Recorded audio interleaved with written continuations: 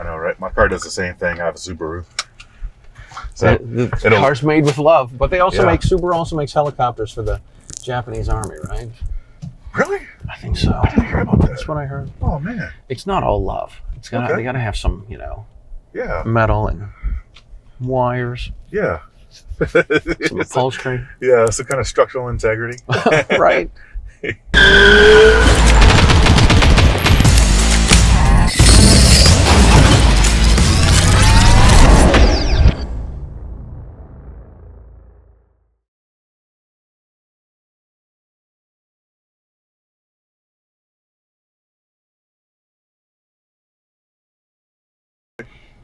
All right, before we start this episode of Riding Shotgun with Charlie, we are glad that you are here. We're glad you're watching the show.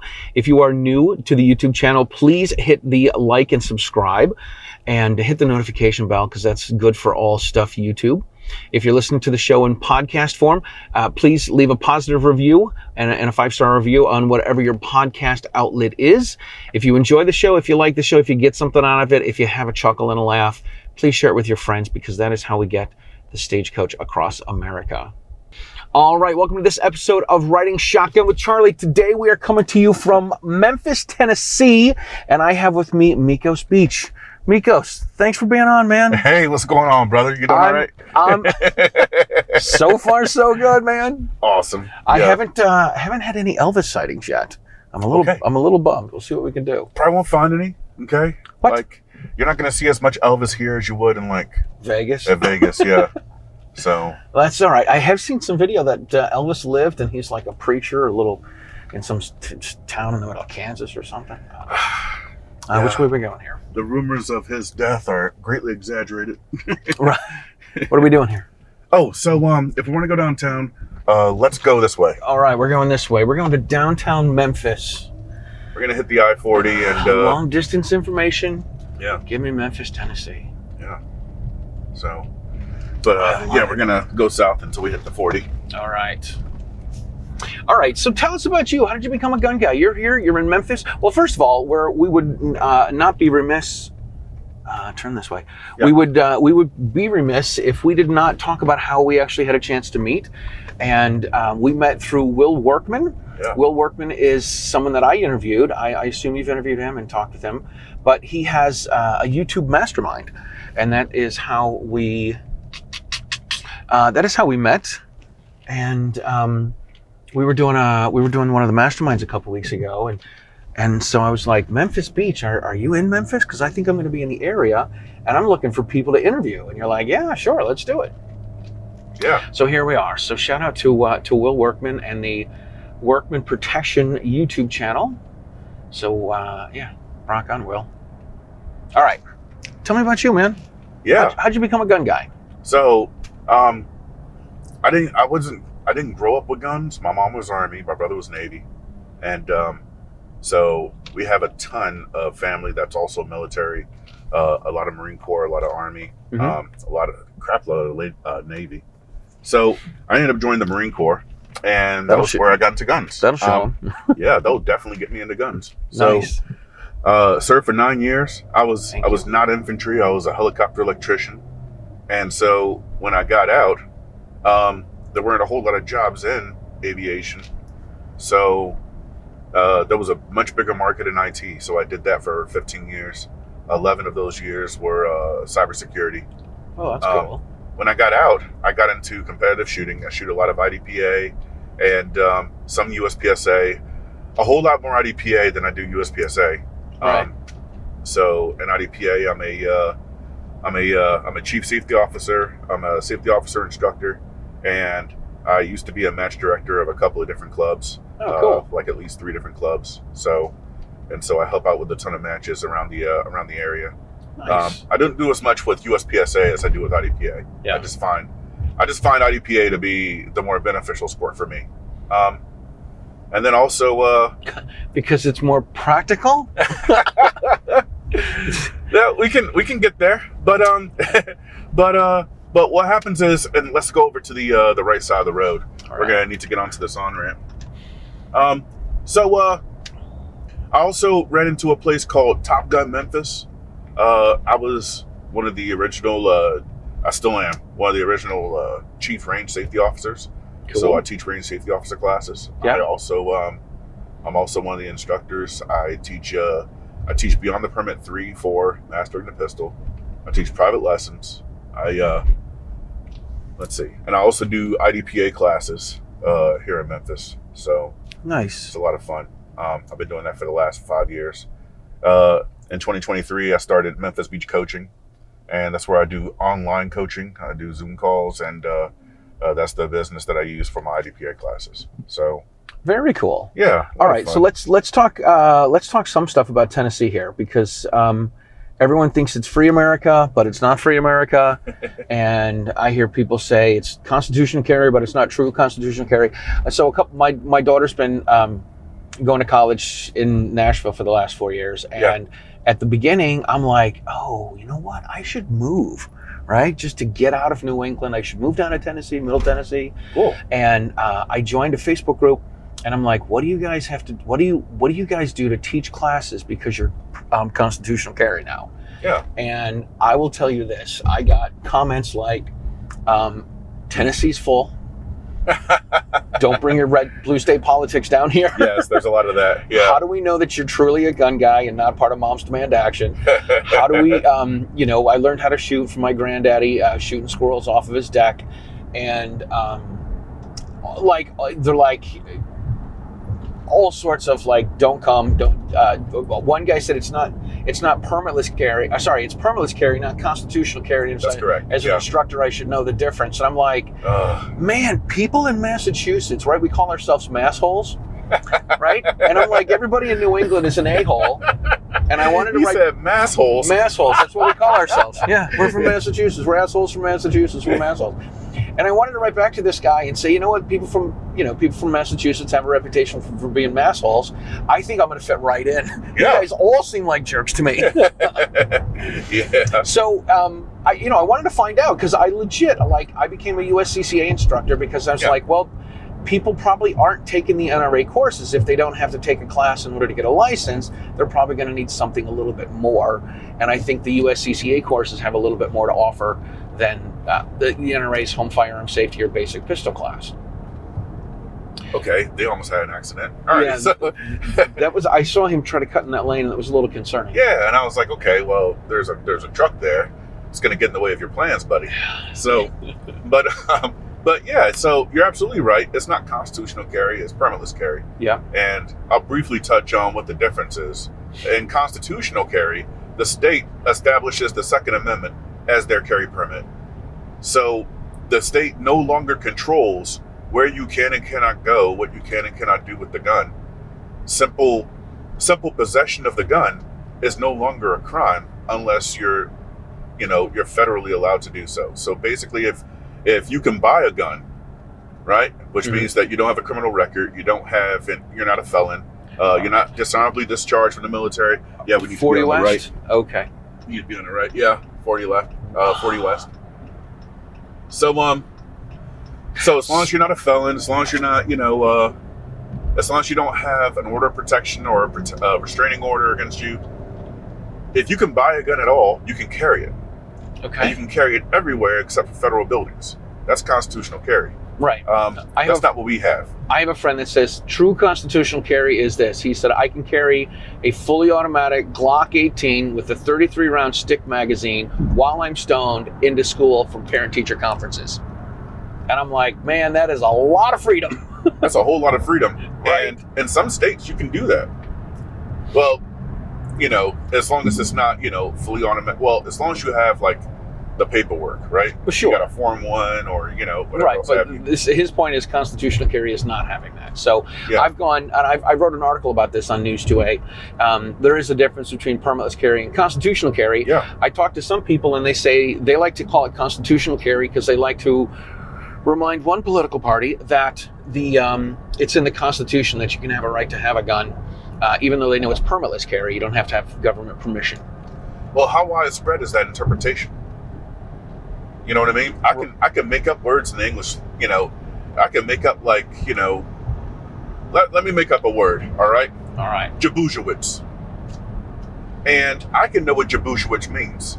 But when I'm talking to Charlie, and I start bringing up Jabushewitz in the conversation, how does that help him understand what's going on here? I have no idea what Jabushewitz is. Yeah, I don't know either. Sounds like he's black and Jewish. Yeah, I don't know. So, I don't know what it is. Like it's just a word that I made up, but all words are made up. So, the reason why we have language is so that we can communicate and we can share ideas and we can learn from others. Right. And so it's important for us to understand that words mean things. So to say it's constitutional carry, it implies that the Second Amendment of the Constitution is our permit, but that's not what this is. Yeah, totally. It's not. So what we have is permitless carry, which means that, you, as long as you're able to legally buy a gun, you can carry it. But there's rules and addendums to that. Right now, you still need to be 21. You can't, you need to be 18. You need to be 18. You can carry a gun. You can possess a gun, but you won't be able to buy one until you're 21. A handgun. Yeah, a handgun, right? So there's other places that you won't be allowed to carry in the state of Tennessee. And you have to know what those are, even though you haven't gone to a permit class. Right, it's on you. The responsibility is on you. Yeah, like basically anywhere that posts a sign, any private business, any church that posts a sign, any school, any school that's a public school, you can't carry. You cannot carry. If it's a private school, then they can have a handgun carry policy. Okay. And if they don't have a handgun carry policy, then you won't be able to carry at that school. State parks, you will not be able to. Well, actually, they just recently changed that. State parks, you are allowed to carry. But municipalities that have parks can decide whether or not you can carry in that municipality. Like, for instance, I'll give you an example, right? So, Overton Park is a city park owned by the city of Memphis. You're not allowed to carry there, even though there's a lot of gun crime that happens there. So, wait a second. But if you take another park like Natchez Trace, that's a Tennessee state park, right? And you are allowed to carry there. So that's really kind of the danger of the way that permitless carry is set up, because there's still all these bear traps that you have to avoid, in order for you to not catch a felony. Right. So that's why here in the state of Tennessee, we still have not suffered. Well, we suffered a little bit of a decrease in the number of people that are coming to permit classes, but people understand that there's so many different loopholes and flaming hoops to jump through. Yeah. That they still rather need that information. Most of the time they're not even coming for the permit. Right, they're coming to find out what the laws are and where they can carry and can't carry. Right. Yeah. Now in Tennessee they also have the enhanced permit. Yeah. So I tell folks, I say Tennessee and South Dakota have permitless carry and enhanced permits. So I said you can go to this many places with a permit, without a permit, and you can go to this many places with a permit. It's the same in Tennessee. Yeah. The only difference is, depending on what state you go to, it's going to be different places. Right. I'll give you an example. So in Mississippi, you are not allowed to carry in a place of worship unless you have an enhanced carry permit. Okay. Now, in Tennessee, it's different, because in Tennessee, it depends entirely on the church.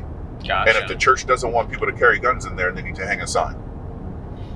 So that's really the difference there. This is why people need to take a class. I think it's really cool that you said you call the classes Beyond the Permit? Yeah, Beyond the Permit. Yeah, that's pretty cool. Yeah, because we just saw a lot of discrepancies in the carry permit program. And when you actually look at defensive gun usages, there's skills that are being utilized there that aren't being taught in permit classes. Right. The permit class is really, in and of itself, it's really just a safety class. It's just to make sure that you don't shoot your wife, you don't shoot your dog, you don't shoot yourself. Right. That's really the purpose of that. And what they did when they erected this thing was they were like, hey, we want a list of things that we need. If we're going to trust you to go out in public with a gun, if we're going to trust you to carry a gun in public, there's certain things that you need to know. Right. The problem, though, is that list is incomplete. So that's why we add the Beyond the Permit. Like, I'll give you an example.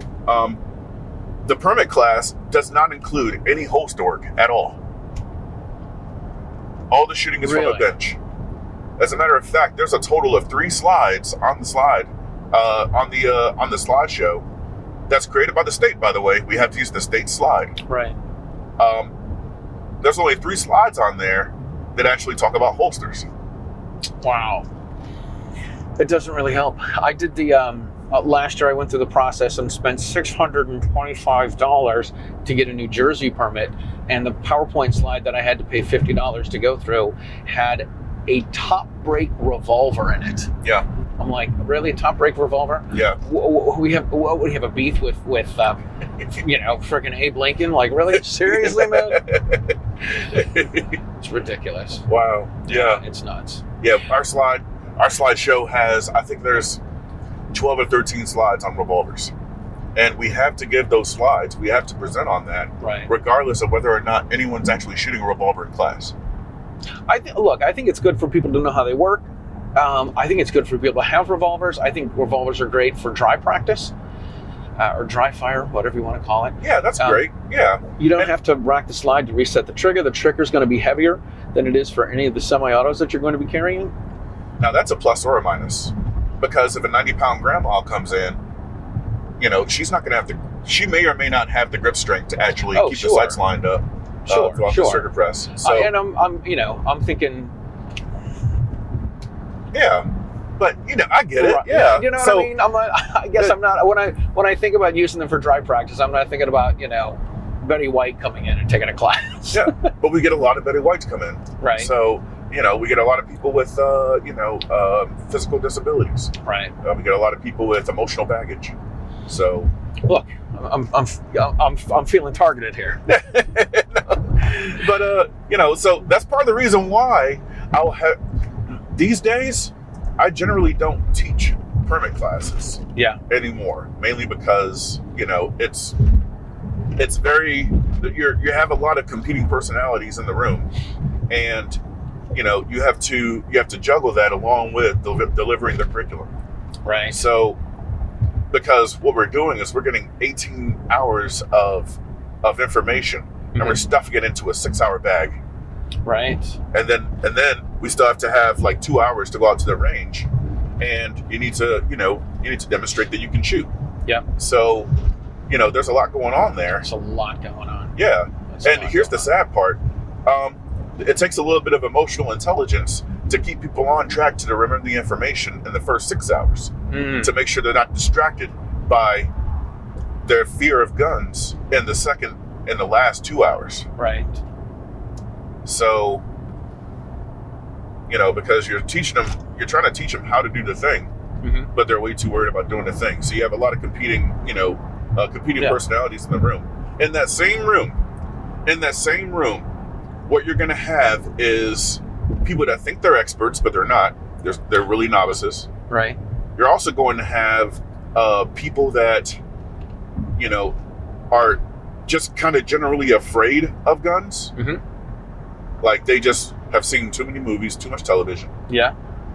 And somewhere smammered in there, maybe 2 or 3 people have actually suffered some violent crime. Sure. And they're never going to tell you about it. Right.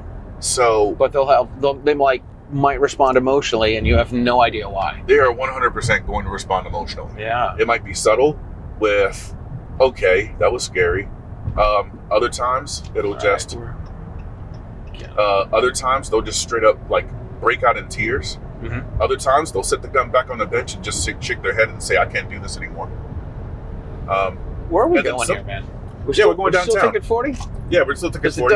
It doesn't say Memphis anymore. It says Little Rock, Arkansas. Yeah, because you're in Memphis. so yeah. Where's the pyramid? There's downtown Memphis. Here we go. So we need to stay to the left. All right. Now, so sometimes, like some of these emotional outbursts are positive. Right. Like, for instance, we had to kick one guy out of class. Watch out for this debris on the road. We had to kick one guy. It's a freaking ladder. Yeah, someone probably dropped it off the truck. Yeah. So they probably didn't even realize it happened. Yeah. So they just got where they're going. They're like, hey, where's our ladder? What's going on? Crap, we need another ladder. So, but But yeah, sometimes you have positive emotional outbursts where people are like, oh man, this is a really cool gun. And they'll turn around and they'll muzzle people, and it's like, all right, we need to dismiss you from class. Right. We got to be careful with this. Yeah. Yeah. I have people, so I teach the bulk of what I do is teach people the NRA's home firearm safety class. And I show them the AZUM ammunition I use. AZUM is not a sponsored show, but they should be. I show them the AZUM. I say it's not real ammo. I say someone's going to end up pointing a gun at me, and inevitably somebody does. And then I always just off the cuff say, okay, good, point the gun at the instructor. And they're like, oh my God, I'm so sorry. I'm like, that's okay. We're in a controlled environment. I'm not going to say it's not a big deal, but it's not worthy of getting worked up and upset about, because you're new. The gun's unloaded, the action's open. I get it. If we were at the range and we had live ammo, this is going to be a problem. Yeah. But just be aware of this. This is how easy it is to accidentally muzzle somebody and point a gun in their direction. So, yeah, it's good stuff, man. So how did you? So you became? Oh, there it is. There's the tip of the pyramid. It's the very tip. So what we're looking for is, we're not going to go to 3rd Street. We're not going to go to 2nd Street, but there's going to be a Main Street. And Main Street. Let's go to Main Street. So let's go over to the nice. Right. So I got a hood cam. Yeah. Just because I wanted to get video of me driving in places around the country. Yeah. That's why I got the hood cam and have it facing forward. That's cool. Yeah. That's a good idea. That's right. Darn right, man. All right. So there we go. Riverside Drive, downtown Memphis. That's what we want. All right. There's the Bass Pro Shop, people. That is the pyramid. I love it. I wonder if the pyramid actually goes down much deeper underneath Memphis. There's like a floor or two. Yeah, I'm talking like this new story that the pyramids are like, there's 250 feet of stuff underneath the pyramids. There really is. Like the pyramids of Giza. Yeah. There really is. Like, it goes underground like several hundred feet. Oh, man. So yeah, there it is right there, man. That is it. And there's the bridge over the Mississippi. Yep. I love this, man. Yeah. I love this. Yeah. You want to see Beale Street? Yes, I do. So 100 years ago, when I was a young man, I joined a band after I got out of college. This was 1992. Yeah. I joined a band, and I didn't know what I was doing, but I took my trombone, I took a trunk of clothes, and I hopped on a train and went from Chicago to Albany. Let's make a left up here. All right. And we ended up going to Memphis for 3 weeks. We played at we were playing at the Marriott hotels, and went down to Beale Street, went down to BB King's place. I may have been over self-served, and it was great. And at the same time, we were by the Peabody, and we went to go. I don't know if we went to go see the Ducks or not. I can't remember because I was probably drunk. But they were filming The Firm with Tom Cruise at the top of the top of the Peabody while we were there. Huh. So we're like, we'll see if we can yell and get him on. See if we can yell. Right, we'll see if we can yell and get on. A lot of highly individualized attention. Right. We're going to ruin it for Tom Cruise. Yeah. So if you keep straight, then you ought to see Beale Street on the left. All right. I might be wrong about that, so we'll adjust. Sun Records is down here too. Yeah.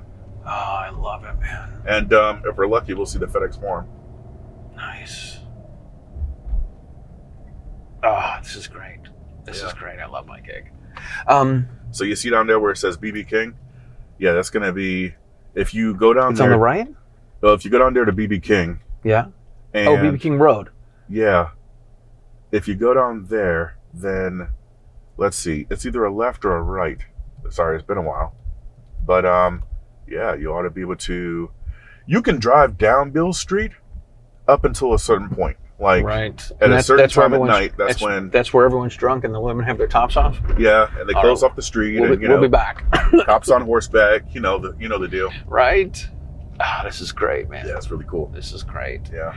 Let's make a left because on that's BB going to be that's the only going to be on the way to FedEx Forum. Gotcha. My grandfather used to be a Nazarene pastor at a church here in Memphis. Oh, cool. A long time ago. And supposedly my dad and his brothers used to swim across the Mississippi for fun. Huh. Yeah. That's a long swim. That's crazy white crazy Christian white boys, man. Wow, dude. So Nazarenes, this is what I remember about being a Nazarene. There's no drinking, no smoking, no dancing. All movies are pornography, and all music leads to fornication. So they had nothing else to do except swim across the Mississippi. That's awesome. Oh my gosh, I love it, man. Yeah. This is great. All right, so keep directing me around. Yeah, sure. And tell us what we have. But how did you? So you started teaching classes at Top Shot. You were one of the original RSOs there, and you coach people, and you've got a YouTube channel where you coach people. Mm-hmm. Like you started doing reviews and all sorts of things, and you have a huge YouTube channel, man. Yeah, thank you. I have no idea how it got that big. I'm still trying to figure it out. I'm going to tell you, hard work and dedication, good content is how you got it. Let's go over to the right side of the road, because I think we may have to turn back around. I think because this right here is the famous 201 Poplar. This is the jail. This is the jail. Yeah. So let's make a right up here. All right. Why is it famous? Everybody in Memphis, it's basically just shorthand for, go to jail, right? Actually, you know what? Let's go up one more street. All right. And we'll make a right, and it will pass by the St. Jude Children's Hospital. All right. But I'm pretty sure we passed FedEx Forum. I just kind of forget where it was. That's all right. There we go. This the street right here. So that's the 40. Crap. No. Right. Yes. Go straight. No. Yeah. Let's go. Is this? But we'll get off on. Oh, this is putting us on 40. Yeah, but we'll get off on Danny Thomas, which is the next street over. Please say Boulevard. Yeah, it is Boulevard. Yeah. Danny Thomas Boulevard. Yeah. All right. So the YouTube channel. How did it start off? Oh, what? I know what made me start a YouTube channel. What made you start a YouTube channel? Well, I have a huge passion for shooting. I have a huge passion for the pistol sports. I want to share that passion with others. Yeah. And there was stuff out there that I learned very recently at the time, and we'll make a left. All right. There was stuff out there that I learned that I wish I knew earlier. And there just was not an avenue for me to know that at the time. Right. So, I wish there's Le Bonheur. Let's see. I kind of forget where FedEx Forum is. That's all right. What's Le Bonheur? So Le Bonheur is another children's hospital. It's owned by Methodist Healthcare. And, Le Bonheur and St. Jude, they're not really in competition. What they do is Le Bonheur takes care of a lot of the immediate trauma care that children go through. Mm-hmm. So if a kid is badly injured, chances are they'll send them to Le Bonheur. Now, St. Jude is for more chronic long-term care. So if a kid has cancer, then they're going to go to St. Jude. All right. So pretty crazy. YouTube channel. So at first I was posting a lot of match footage and a couple of videos about stuff that I had just recently discovered that it took me a while to find out, and maybe I can help others by not having to spend so long to learn that new thing that I discovered. Because at the time, there wasn't a whole lot of people teaching it. Rangemaster with Tom Gibbons. They closed their facility in 2014. And Tom coincidentally, he was someone else I reached out to. Yeah. I said, hey, I know you're in Memphis. I'd love to come down and have you on the show. He's like, I moved to Florida 9 years ago. He did. He did. so yeah. Memphis was kind of famous. It was kind of a famous facility. I'm starting to remember where I am now. So we're going to go up to the next right, and then we're going to make a right. This is what the Google says.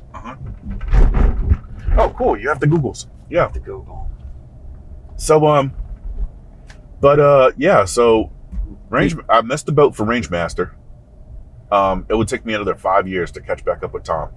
So, in the meantime, I just really, there was a range that taught permit classes, but they didn't have any follow-on training. So if you already had your permit, They didn't have anything extra for you. Right. So I found my footing in matches. I learned about IDPA. Mm-hmm. At the time, IDPA was a lot stronger in this area than USPSA, but that really called to me because that was more of the concealed carry sport rather than the more sporty of sports, you know? Mm-hmm. And as a matter of fact, I kind of think here's Sun Records. Yeah. There we go. Yeah. That is cool. So I kind of I think of IDPA as a game, mm-hmm. and I think of USPSA as a sport. Okay. That's interesting. So, but yeah, so however good that people think of me as a shooter, I got that skill from IDPA and from USPSA. Right. That's where that skill culminates. What to do with the skill, and you see the Peabody right ahead. See the Peabody right there. What we do with the skill, how we utilize the skill to protect ourselves and our families, that comes from training. Mm. So that's cool. Yeah. We should be coming up on the forum. Well, we are coming up on La Quinta. Hey, yeah, there it is. There's the forum. There's the FedEx Forum. And there's Beale Street. So yeah, baby. So we'll be coming up on to the left. Yeah. So over here, if you see these lights up ahead, yeah, like that is where the Memphis Redbirds play. Oh, cool. It's like a B League baseball team. Yeah. Really fun team. Really fun games. So sometimes the St. Louis Cardinals will come down and they'll play. So it's you know, they have like it's not the real St. Louis Cardinals. There's like a B team. Right.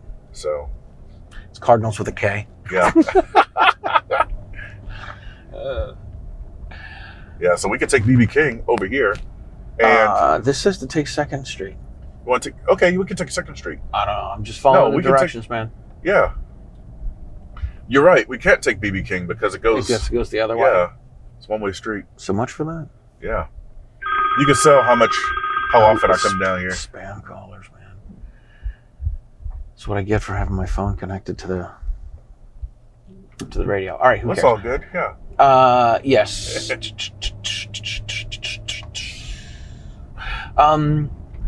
What else do I want to ask? Being an instructor, you got the. I thought about doing this. I thought about coming up with a course, and very similar to what you have, and I just wanted it to be okay. So you've got a gun license. I wanted to call it, I've got a gun license. Now what? Yeah, that's a great name for it. Yeah, I've got a gun license. Now what do I do? Well, you need to know about this because everyone thinks that they're going to know what they're going to, how they're going to handle, you know, a lethal force situation. You got to have some sort of a plan. If you're gonna have a gun in your house for home defense, you got to stage it so that it's, you know, so that you have access to it. And you have to think about through how you're gonna have your, if you're gonna keep the gun, we're gonna take a right here. But well, everything you know about Beale Street is on the left. Oh man. So, and they there's a statue. Isn't there a statue with Louis Armstrong down here? Yeah, there is. There's a statue of Elvis. Nice. So this right here is the Orpheum. This is the opera house where, you know, all the plays and basically Memphis's version of Broadway. Nice. All right, we're gonna go up here because we can see the Mississippi. We're gonna make a U-turn. I have a very strict policy on U-turns. Okay. If we can do a U-turn and it doesn't affect anyone else and no one else has to hit their brakes, then I'll do it. Good. Yeah. Same. I'm not gonna do a 14-point U-turn. Okay, this looks like the perfect place to right, because the road is closed. Oh, you want to freak at this guy in the bike? No, we won't freak about it. All right. He's gonna be fine. Yeah. Nobody's here. He's not even paying attention. Yeah. We got Beale Street, baby. Nice. Yeah, so I thought about doing this. I thought about it. I've talked to a couple people, and I wanted to do a... I've got an LTC, now what? And talk about how, talk about some of the fundamentals of shooting, but also talk about keeping a gun in your house. And everyone thinks, people think, well, if somebody breaks in my house, I can shoot them. Not quite. It's not necessarily the way things work. But yeah. Would you like my advice or would you like my thoughts? Or? Yeah, of course. Come on. So what I would do is I would come up with 3 main points that I want to do, right? Then basically it'll be 3 modules. Okay. those three are going to be the main three things that you want the student to walk away from. Mm-hmm. And then what you do is you structure your class around those three things. There'll be a third. What I do is I typically split my class up into whatever kind of time block I have. Mm-hmm. I'm going to split up into quarters. Got it. The first three will be devoted to these 3 points, and then the last quarter will be just, basically admin and tertiary time, like breaks, safety items, range setup, dismissal, passing out awards and certificates, stuff like that. Gotcha. So Uno momento, por favor. Sure, yeah. We're going to go out and get a selfie in front of Beale Street. Oh, cool. Yeah. Absolutely. That sounds awesome. We're going to take our mics off. We'll be right back.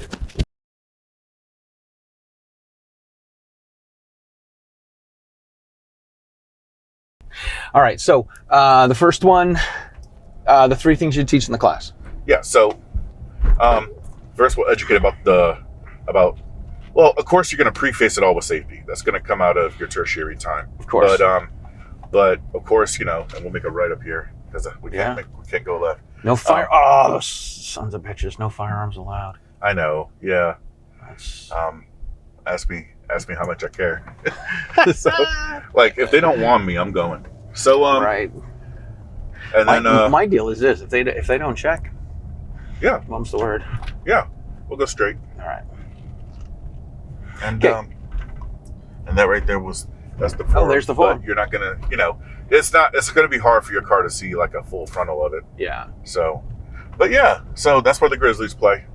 Nice. And anytime we have any like super big concerts and they want to seat about anything more than 10,000 people, they're gonna use the Forum. Gotcha. So, yeah. Happy Mexican's one of the best taco places in the entire city. Nice. You ever heard of Danger Tacos? I think they're all dangerous. Yeah, so this right here is where you get the Danger Tacos. The secret ingredient is crime. Secret ingredient is crime. Oh my gosh.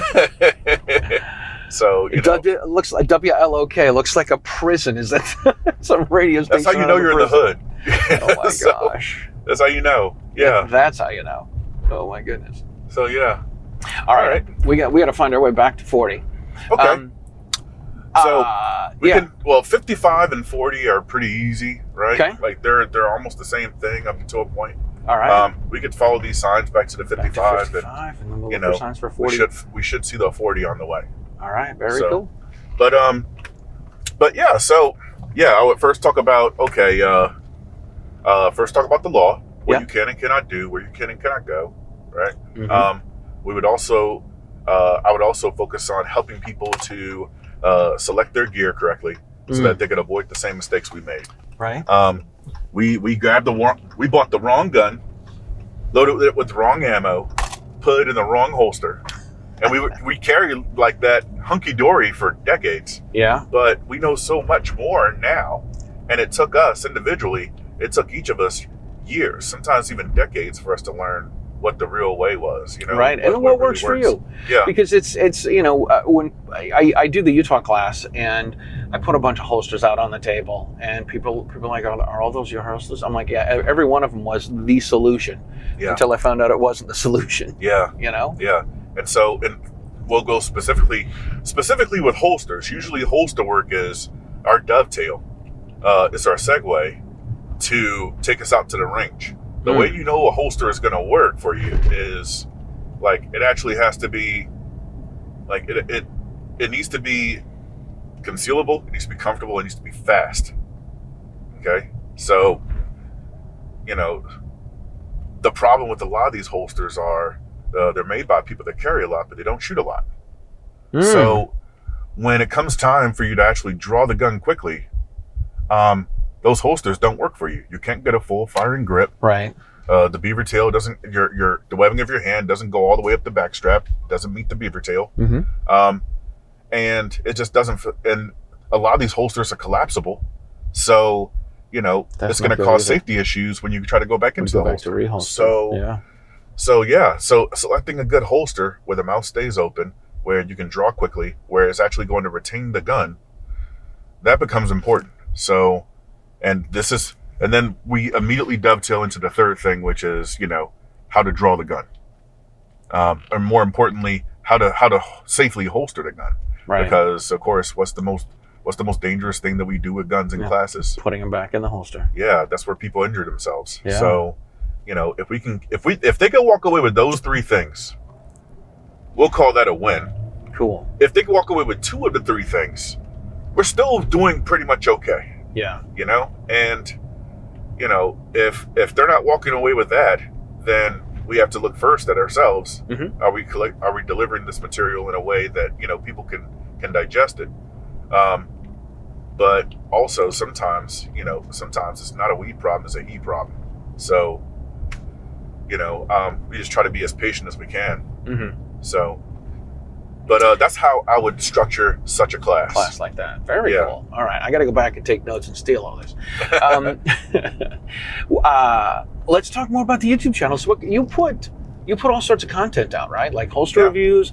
You said you used to put up the going through different stages at competitions. Yeah. And did it go from doing competitions to more reviews and that kind of stuff? Well, generally what I use my YouTube video now, what I use my YouTube channel for now is to answer questions for my clients. Mm-hmm.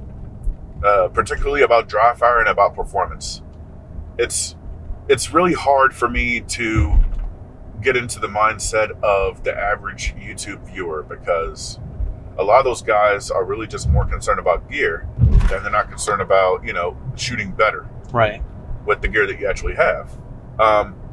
And that, ow, ooh, you okay? Man, that was rough. Yeah. Oof, I saw that coming. I'm like, I can't do anything about this. There's nothing we can do. There's nothing you can do. So here, let's see. Yeah, there we go. Follow the sign 55. for the detour, unless you know a better way. No, that's good. This is good. So, why would that bump out? Okay. No, this is actually like pretty close to where I grew up. Yeah. Which was not a great part of town. That's encouraging. Thank you. Yeah. So glad I've got to charge you with the cut bars on the front. they're gonna make some assumptions that are gonna keep us generally safe. I don't know if they're gonna steal the car or they're gonna shoot at us. I'm not sure which. So it might be both. We'll see. We'll just see. Great. So no. This is fine. We're fine. Everything is fine. No. So it's hard. It's hard for me to decide. Okay, where. Like, how do I make a YouTube video for the average YouTuber? Yeah. Or the average YouTube viewer, because they want a very different thing than what I want, and it's been a while since I wanted that. Like, what I see here's the thing that I see, right? If you do a video about the newest, latest, and greatest gun, like the new Staccato that came out, or the new CZ, it's gonna get 100,000 views. It'll get 1 million views. If you do a video on how to teach that CZ, you're gonna get 100 views. Right. You might get 1,000 views over the year. Mm-hmm. The thing is, a long time ago, my goal was not about like just serving YouTube and getting views.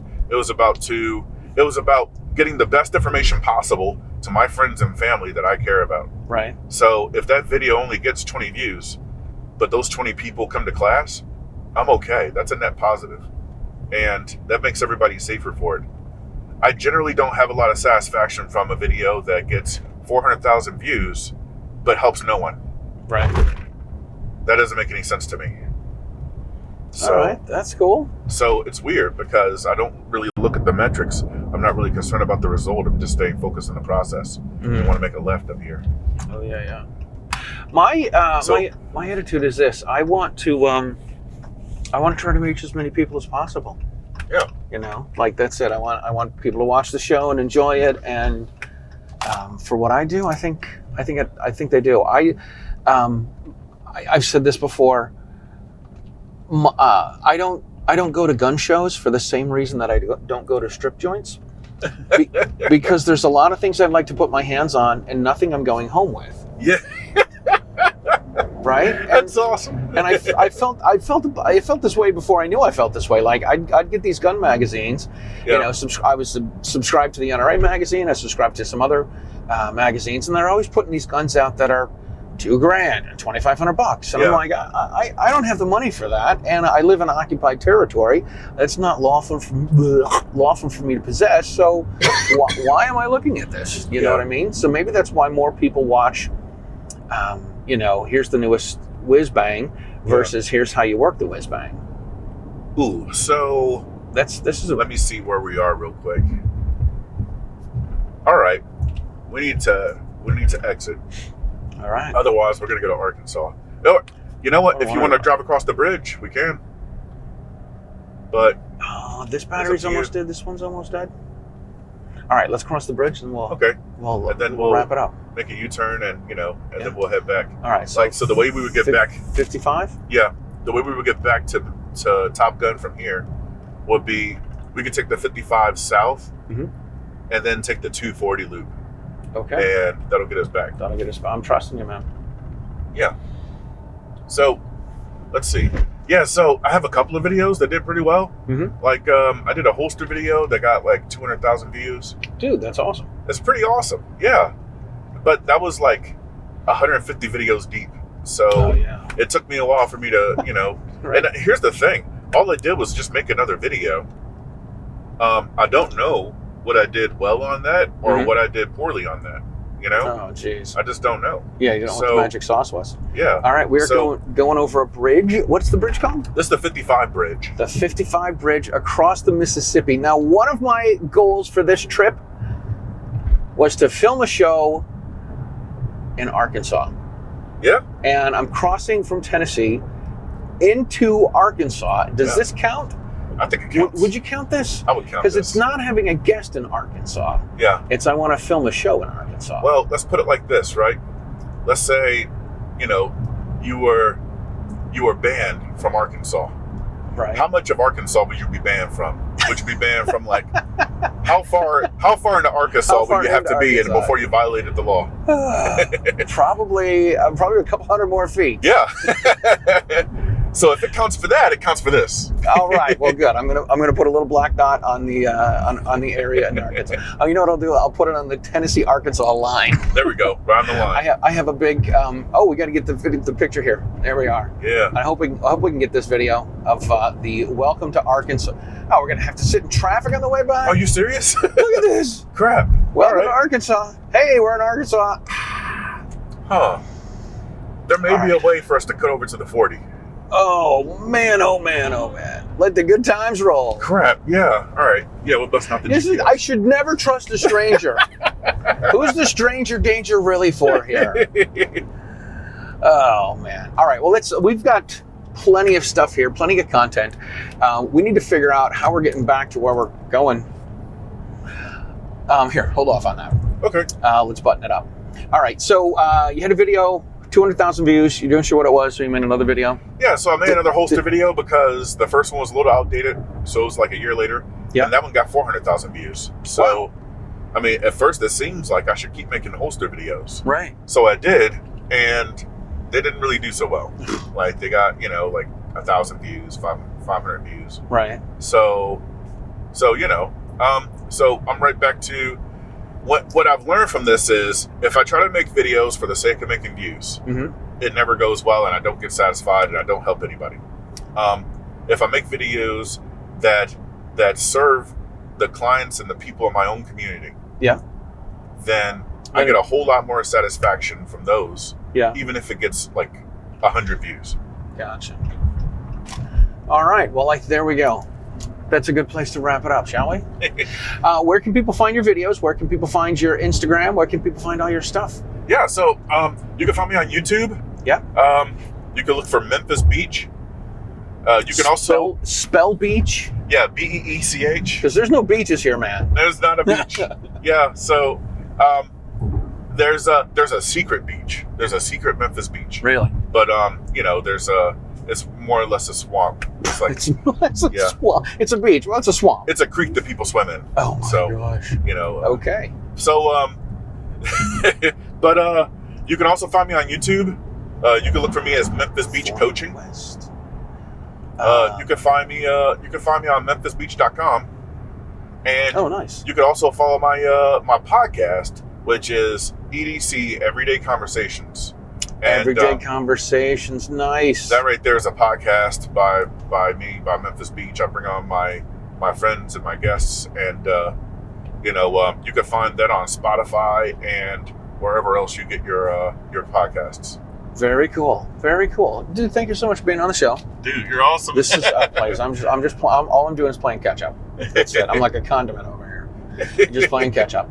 All right, so if you're not a member of the Second Amendment Foundation, you can join them at saf.org. You can find all of your favorite pro-freedom podcasts at the Self-Defense Radio Network, which is sdrn.us. And if you've made it this far, you need to share it with your friends. Hope you enjoyed the show. We will see you guys next time. I got to figure out how to get back to Tennessee and hopefully not sit in traffic. Yeah. So we will talk to you guys next time. Thanks a lot. Cool.